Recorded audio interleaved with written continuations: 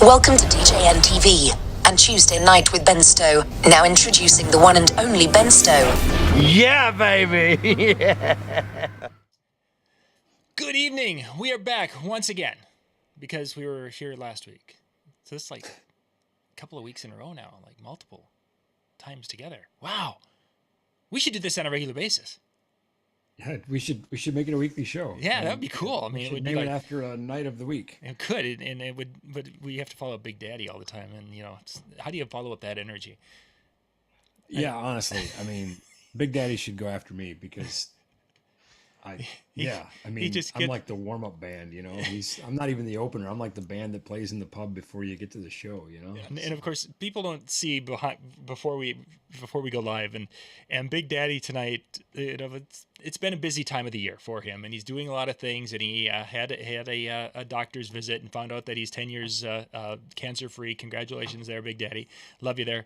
But he's tired, he's just kind of, and as a true performer does, as soon as the, in essence, lights come on and the energy level went from here to like way up here. It's so neat to watch how that happens. Fun stuff. So Ben, I've got a few questions here that have been sent in, and we want to do a few of those questions, and we're going to have breaks in these between the questions tonight, so that way we can put them into individual videos, so that way when people are searching for these types of answers, we have the answers or questions. Well, we have the questions and answers. Yeah, that's it. We got it. Yeah, questions and answers. It's funny you mentioned Big Daddy being a professional and being able to turn it on, because I was just literally fighting a yawn at that moment, and I'm like, yeah, that would be bad. I'm just trying to keep my eyes open right now. I don't have the chops that he does. I'm not a professional entertainer. I DJ'd for 15 years and probably 1,000 shows, but I'm not. That doesn't put me in the same class as him, and I'm just a humble tech. I'm a sound guy, so I'm over here. I'm like, I just hope I could stay awake. Yeah, we usually got to, everyone's looking that direction at the sound guy, so we can, yawn if we want to. We wear black for a reason. There's so a you reason, don't see us. Yeah, that's for sure. So what we're going to do is I'm going to put markers in, and then we'll be doing the questions. So we're going to put the first marker in, and then we'll get to our first question tonight.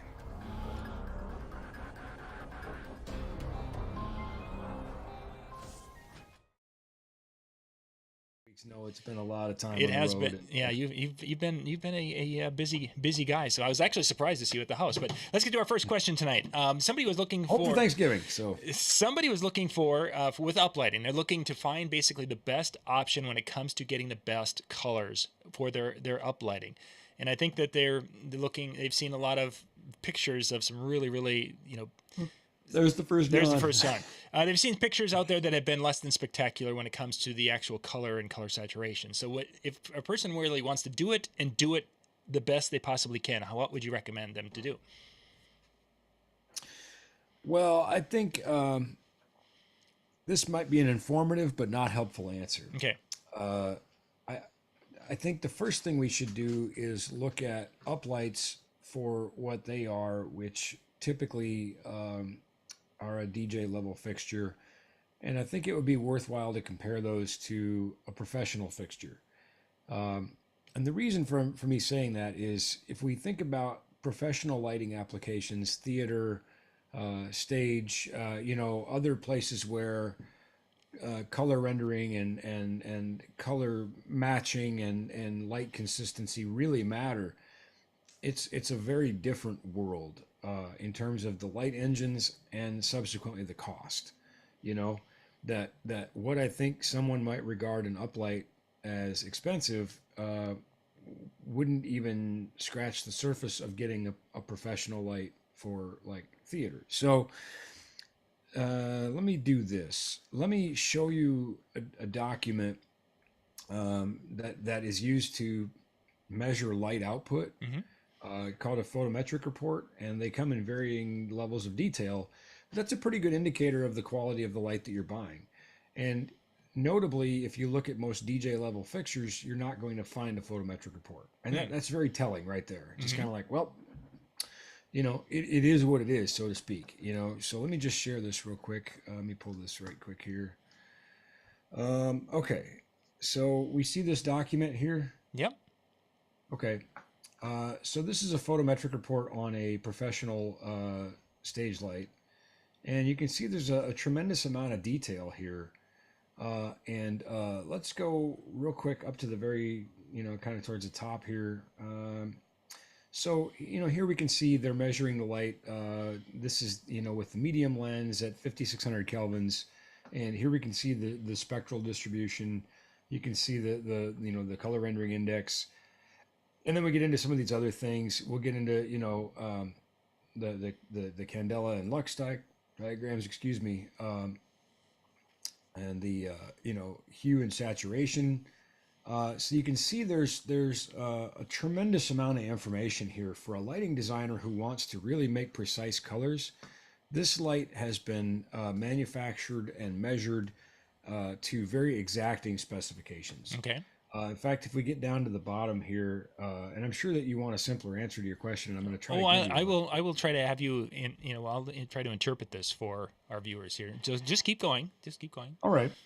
So like here, for example, this is individual diodes. So here we can see this is the medium lens with the mint diode, and here we can see the spectral distribution of the mint diode versus, I think everybody's pretty familiar with like RGB, so red, green, blue. So if we come up here, here we can see the spectral distribution of the blue diode, and, where that lives. Or here we can come into the, scroll faster. It's got to scroll as fast as I talk. Mm-hmm. The green diode, and we can see where in actual nanometers that green diode is.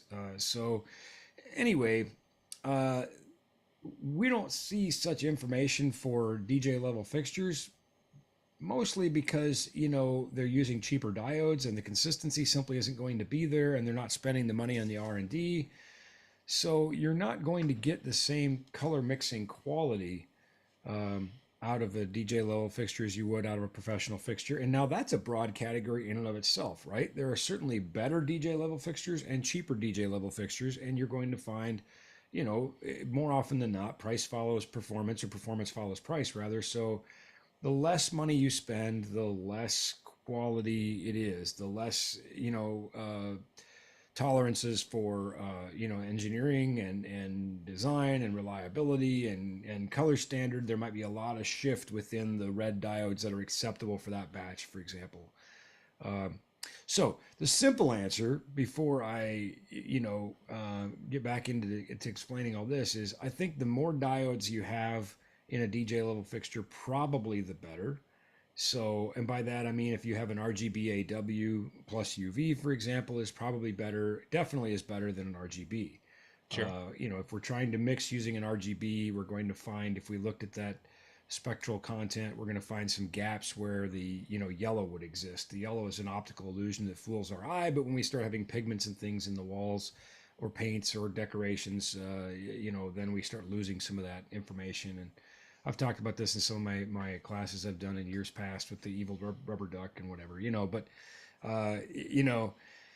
so I think if we have an RGB AW, that's going to give you the best chance to mix some of those colors that are harder to mix, yellows, pastels, things like that. The UV can be used in conjunction with some of these to bring out some more of that. But we're simply not going to have this level of result with that level of fixture. Mm-hmm. It's like asking your Ford to be a Rolls Royce. It just isn't going to, And in this particular case, you're showing something that's coming out of the Chauvet professional line. So it would, then it would be if the Chauvet would have in the professional line would have an uplight, you would expect that to have more capability for more accurate color rate production than the DJ line. Yeah, you would expect, because they're just aimed at a different customer. Mm-hmm. And having not only sold but owned fixtures from both families, I mean, I can tell you there's a huge difference in the way that the Chauvet Pro stuff is built versus the way the Chauvet DJ stuff is built. I mean, just the quality of the product, the housing, just really all parts about it, I'm looking to see if I can find something here for you that might be helpful. But again, because of it being a different beast, really, because of the quality of the R&D and all the different little aspects of it, we're certainly at a different price point. So it's as you say, the performance is following the price. Yeah, so let's take a look. You mentioned, for example, if Chevet Pro had an uplight, and they do, they have a couple of them in the Well series, and you'll notice that here, this is the Well panel, which is a battery-powered wash light, and it's got 24 quad-colored, diodes, so it's kind of a beast. But you can notice that it has a few things like redshift emulation and some other things like that, including W-DMX, which is a wireless control protocol on board that's advanced frequency hopping spread spectrum protocol, so it's a lot more reliable than some of the other ones. But you'll notice that down here we do have a photometrics report. So let's take a look. This is with the standard factory optics. And let's see what we get. So here you can see this information is included. It's available to you. And here you can see where some of that spectral output, and where I was talking about how maybe, not having an amber, you could have some holes in there. But again, they've given this information because the people buying these fixtures are much more particular and discerning. They're maybe working for clients where color matching really matters. Right. They need to hit that exact tonality of blue, whatever. Yeah. And just for the sake of fun, let's take a look and see what that street price on that bad boy is. In typical Ben fashion, I didn't prepare for this show at all, so I'm just doing this by the seat of my pants. So just bear with me and enjoy the ride. So I don't know. I've been listening to a lot of Lithium on Sirius XM, and the DJs there are very. That's kind of the tone they take, right? So I've started to adopt that. I'm You're just starting like, to get edgy, a little. Yeah, edgy and a little crass, I think it might be. Yeah. And you're not getting any good content out of it. Anyway, all right. So just that's my attempt at being a Lithium DJ, and now I'm done with it. So. The street price for a single one of those Well panels is $1,800. Okay. And in a world where we hear from DJs, well, $300 for a wireless uplight, that's really expensive. No, it's not. I mean, now, don't get me wrong. I'm not saying that it's not really expensive for them or really expensive for the market they serve. I mean, again, we used the example of Ford and Rolls-Royce earlier. Yep. I'm not shopping for a Rolls-Royce. I think they're very expensive. Mm-hmm. So, I think the shoe fits, right? I get it, There's that's things that Chevet has understood, that there's a client for this and there's a client for this.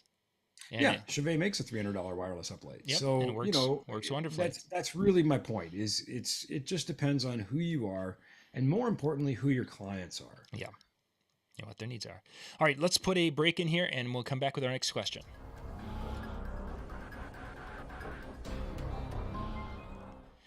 All right, our next question, Ben. You mentioned, of course, W-DMX. Let's talk a little bit about what you would, some tips for finding or having successful wireless light control. If somebody wanted to do that and they were really, really excited about being able to control and not having to run DMX wires, what are some things they should be thinking about to have success in that? I think the first thing I would point out is that wireless DMX is not a standard. DMX is a standard, wireless DMX is not. So you have a lot of different protocols out there on the marketplace. You have some of the kind of generic, ones that you find in a lot of, the Chinese fixtures, for example. And then you've got proprietary ones like ADJ Wi-Fi and Chevet DeFi, which are not compatible with each other and are not compatible with these other kind of generic, whatevers. And then you have and then we'll call those kind of the prosumer standards. We'll call those kind of the DJ level standards. And then you have professional standards, which are kind of de facto standards because they're so widely used, but they're not. They're still proprietary. So just because they're widely adopted doesn't make them an actual standard. And that would be, for example, like, W-DMX or CRMX. And I'll pop up a thing here on that. Because I think this might be another good example of, we just got done looking at professional uplight versus, DJ level uplight. And whoops, I think I just nuked it. We had a transmitter of some sort. There we go. There we go. So, W-DMX. here we can see, I mean, this is not the kind of wireless DMX transmitter most DJs are used to looking at. Mm-hmm. And again, using our example, if those of you who saw the other video, or those of you who are seeing this as part of one video, we talked about a Ford versus a Rolls Royce. This would be the Rolls Royce of wireless DMX. Certainly comes with a higher price tag, but of course performance follows. Now, that doesn't mean that WDMX has to be prohibitively expensive. They also have their micro series. And I know a lot of DJs using WDMX. But again, I want to be clear, WDMX is a proprietary standard and WDMX is not wireless DMX. It's interesting, if you type in WDMX into like Google, you'll find results for some of the generic ones. They're fooling you. Hmm. They're keyword spamming, and it's not the same. Right. And it won't work with the WDMX. Goodness. What's really interesting about this, though, is if we look down here, we can see CRMX support as an option. And kind of one of the things that happened is that the folks that put out CRMX, which is another proprietary wireless DMX transmission method, have now bought wireless solutions and control both standards. Okay. And I believe there's a generation of products coming that essentially have both on board and speak both languages. But as you can see, these have that ability to have that anyway. Mm-hmm. Now, so what makes this better than the other ones? Well, one of the things that makes this a lot better than the other ones we talked about, like the Chevy DeFi and the ADJ Wi-Fi or the generic, whatever wireless DMX, is this is an advanced frequency hopping spread spectrum, which means which by the way, sidebar, I just noticed there's a special on Netflix about Hedy Lamarr or Hedy Lamarr. Now I get the Blazing Saddles thing stuck in my head. Anyway, she pioneered frequency hopping back in World War II as a way to prevent jamming on torpedoes, and I need to watch that special. It's something that definitely pings my inner nerd. But anyway, so what it does is it moves the information all around the spectrum so that any interruptions or any interference doesn't block the entire signal. It maybe knocks out a few little bits of it, and the signal is able to very easily and agilely get around that interference. So becomes substantially more reliable. You have ranges of sometimes several thousand feet with these. This is how the other half lives. When you want really rock solid wireless DMX, you're going to use something like CRMX or WDMX. Interesting. You'll notice here, like it says, this is their 6th generation. They've been doing this for a while. Mm-hmm. And the people that are paying the kind of money that these things cost expect those results. And, price comes with performance. Sticking with my now somewhat tired example of Ford versus Rolls-Royce, if a Rolls Royce didn't do anything different than a Ford, people would not pay the money for it. If it was the same experience as driving a Ford, people would not spend the money for Rolls Royce. Yeah, there is that. There's that. You get a different experience. Interesting. We might have to dig into that WDMX in a longer format a different night. I think I have a spectral screenshot here. If we have enough time for me to find it. Yeah, we should be. Because I've done this as part of some of the classes I've taught and some of the trainings that I've done. It's just a question of how fast I could possibly find it.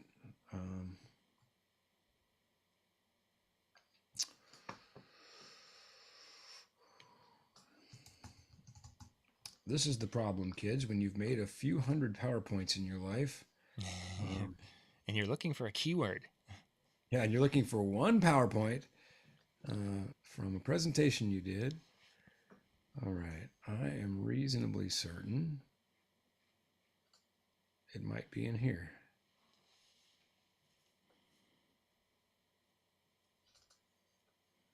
Oh, wow. Oh, that was interesting. That was a spreadsheet I made a while back, but we'll skip that. I'm like, hey, that's a pretty good spreadsheet. It was comparing the transmission power in milliwatts of the various wireless DMX standards, but that's for another day, I think. Mm-hmm. So, all right, I believe this PowerPoint is trying to load. And yes, okay, good. So y'all getting some super awesome bonus content here that normally people pay a lot of money for. So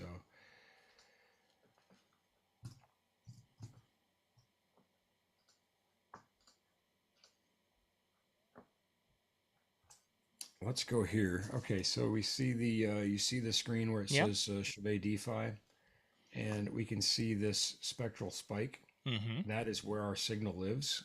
You'll notice this is the 2.4 gigahertz spectrum, same as Wi-Fi, Bluetooth, and others. So we'll notice that, here we have these frequencies, and you can see there, in megahertz, there's, this one's looks like somewhere around 2478. Yep. Yep.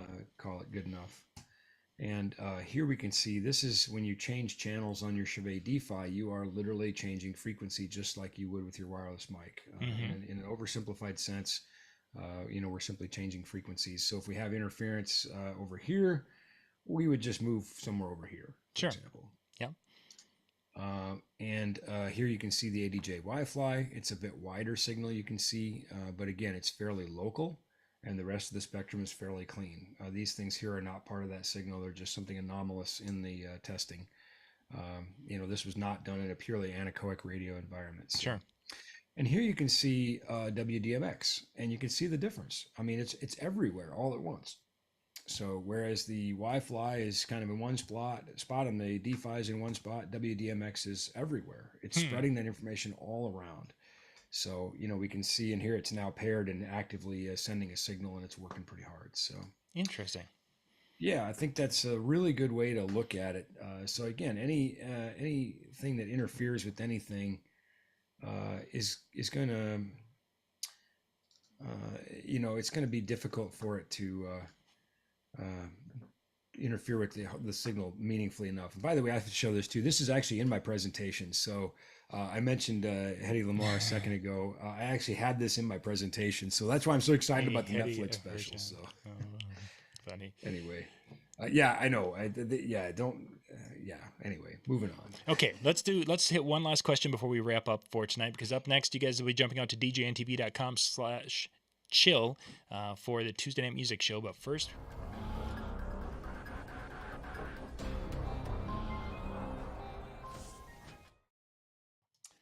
okay, Ben, last question for tonight. We've talked about DJ controllers, and they have a variety of quality of mic amps or mic preamps in the units. What's the best way to test and know which ones are better quality? Or is there a way to test those out to know if this controller has a better one than that controller? I think the simplest answer here is going to be to listen. I think that it might be kind of fun if we were able to get a bunch of these controllers and actually try to measure that preamp. Maybe if we were able to send a signal in and measure a signal out, and look for distortion and look for how the sound is shaped or otherwise contoured by the preamp, and then of course the subsequent signal processing within the unit. But I think that's a pretty big ask for, even me. It would be difficult to, get time with that laboratory level gear to do that. Mm-hmm. So I think just listen, I think, is the key. And more and more we're asking DJ controllers and DJ preamps to do different things, where I think, some of the controller manufacturers imagine DJs as people who are a bit more loud. They're shouting on the mic, the hype man, so to speak, or, everybody put your hands in the air. Yeah. And so, there may be, crafting those preamps with that in mind. Sometimes, and you know what? I hope you send this to every company that makes controllers. Sometimes I don't think they have anything in mind. I think they just are pulling this right out of their backside. Sure. I think sometimes these preamps are so awful. I'm like, well, where'd you find that one? Mm-hmm. That's not painted with a broad brush, but you know what? If you are a guy who works for, or a gal who works for a company that makes DJ controllers and that hurts your feelings, good. Go back in there and design a better preamp. So anyway, boy, I feel better getting that off my chest. That was, a little therapeutic there for you, I think.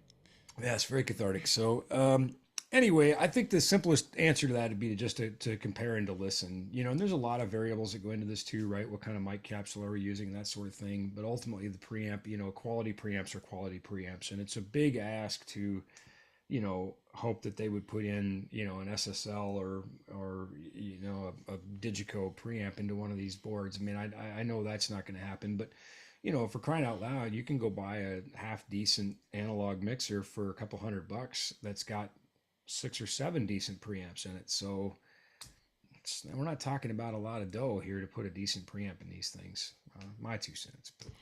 So you mentioned a mic in the mic capsule, would it be better, say we all are very familiar with the Shure 58, the SM58, if we would go and, because most DJ boards don't have phantom power out, but say if we would buy a higher end microphone that needed phantom power and we put some sort of a phantom power device in line with that so it would function, would something like that be helpful to give a better microphone experience on some controllers? Yeah, I think, what we can't fix in the preamp, we could change with the microphone. And, we've talked about microphones in the past. SM58 has a fairly low response millivolts per Pascal. It's not a very responsive mic. It's kind of a dull and flat mic, I think. Everybody's pretty familiar with it, but in terms of the amount of energy you get out of an SM58 for the sound that you put into it, it's not very much. Now that can be great if you're screaming in the mic, because it's going to take that abuse. It's going to take you screaming in that mic. It's going to take a lot of acoustic energy to produce enough electrical energy to be meaningful. Whereas something like you mentioned, a condenser, where we have phantom power, so now we have a membrane mic as opposed to a moving coil mic, requires far less acoustic energy to create a very loud acoustic signal or electrical signal, excuse me. And I think I could probably find this chart really quick. This is the, hey, watch Ben search through his hard drive and see how fast he can find stuff. I think the part that people will appreciate is that it's like there's that hard drive that he has with him must go travel with you everywhere, because it's like, oh yeah, I got a presentation from 5 years ago right here. Oh yeah, and here's another present. It's like, how do you? Well, it does, because it's all in Dropbox, but. So here we go. This is a comparison of mics that I made previously. And, what we can see here right off the get is there's our SM58. It looks like this one does not have the millivolts per Pascal on it, so I may have to go back and dig. But this shows the frequency response, and here we can see some of these charts include, graphs for proximity effect. But this isn't the one I wanted to show you. So stand by. Back to the hard drive. Everybody just talk amongst yourselves for a minute. And of course, after this, Brian and Jay and John and Howie and the crew will be doing the Tuesday Night Music Show recording. That'll be at djntv.com/chill. So you guys can pop out there and check that out. And yes, Robin, thank you for sharing the NLFX Pro link there. That link is also down in the description of the video. So now what do we have here? Okay, so what we can see here is this is how we measure a mic sensitivity, and I mentioned earlier the millivolts per Pascal. So what we can see here is that when we give this mic a Pascal, we get 1.85 millivolts of electrical energy out of the microphone. And this is our SM58 we were just talking about. Okay. By comparison, if we look at the Beta 58, same 1 Pascal, we now have 2.8 millivolts. Can you scroll down a little bit for us? That's just off the screen for me. You bet I can. There it is. Thank you. For our faithful viewers, John, anything. So we can see that substantial difference here. And these are both dynamic microphones. It's just a difference between the Shure SM58 and the Shure Beta 58. So let's take a look here now. These are also still dynamic microphones. But we can see that, if we go to the ND76, it's 2.4 millivolts per Pascal. And if we look at the ND96, that's now 3.3 millivolts per Pascal. So much more electrical energy for the acoustic energy. And again, we're still just looking at dynamic microphones here. If we were to, any of those would work on a typical DJ board, pretty much. Yes, absolutely. So yeah, if you're using an ND76 or a Beta 58, you're getting more electrical energy for the acoustic energy putting in. Now, is that better? Well, it depends. If you're already really hammering on that preamp and you're finding that you need to turn it way down on the DJ controller, then an SM58 might be better because it's not going to give you much electrical energy out of that, know. And of course, we looked at a minute ago the frequency response differences and that sort of thing. So, engineering is really kind of a series of compromises here. Yeah. Gosh, I was just looking to see. I know I have condenser microphones here somewhere. So actually, you know what? No, that's not it either. Shoot, sorry. Well, I have a shameless plug here. I know we have this information on a show on the NLFX YouTube. So Nice. if you want to stray away from the DJNTV channel for just a quick minute and watch that video, but then come right back, I Do you have remember that what information what on. were you talking about in the video? So a title or a keyword or two that you used. That's a great question. The Thank you. mic comparisons or something like that. Okay, It's something to do so with just give them microphones. kind of an idea of what to go look for.